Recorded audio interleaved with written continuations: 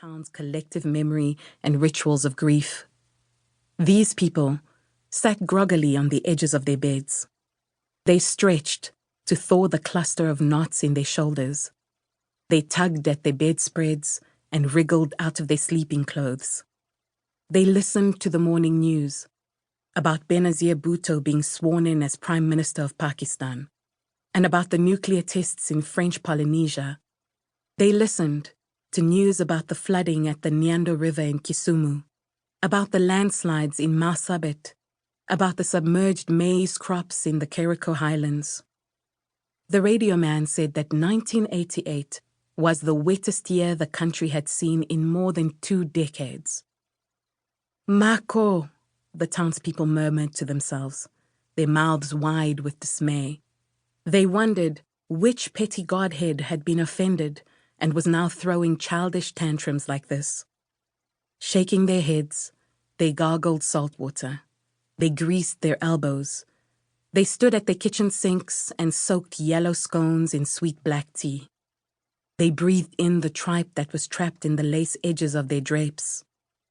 In one tenement, Nyokabi sat on a footstool in her little kitchen, her wrapper mottled with clods of soil, a newspaper sheet on the floor before her.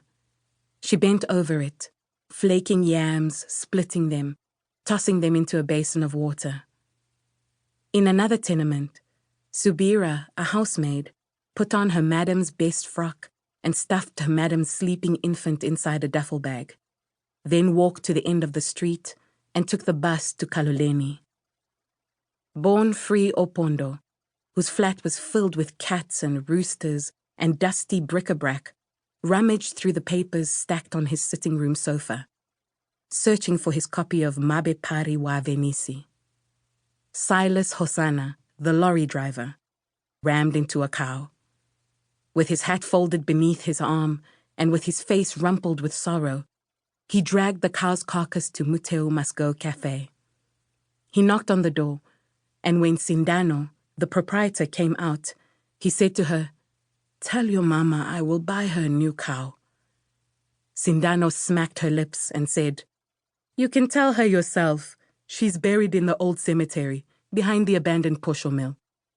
Didn't you hear the old bird ate a razor in her bread and kicked the bucket?"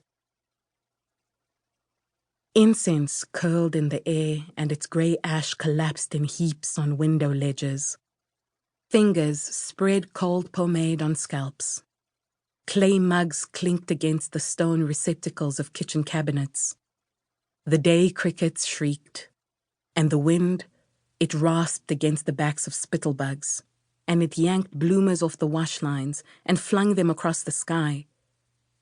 The clouds swayed. The string of alleys and thoroughfares twisted and tangled so that people walking out in the street arrived to find that their legs were at home, but their torsos still out in the marketplace. In the haze, a cat was not a cat, but a length of twine twirled around a spool. A bird was not a bird, but a cavernous bird-shaped room where chords of surging sound hung on painted walls. The town was not a town, but a blood lily, shuddering, furling and unfurling, and then wilting, clenching into itself. The townspeople unrolled reed mats on their verandas and sprawled themselves out. The red wind howled in their ears and lulled them. In their sleep, they left themselves and went elsewhere. They were on the road to Lunga Lunga, or inside the underwear drawers of old women's cupboards, or crouched on curtain boxes, beside dead geckos and cotton balls and browning birthday cards. The bodies they left behind on the reed mats were stiff and soggy, and mongrels came and licked the salt that clung to their temples. Aphids and katydids and lacewings hopped about.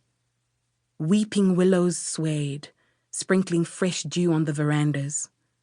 Nectar dripped from the orange tubes of lion's ear flowers. Ibises reeled through the air, gripping squirming fish between their beaks.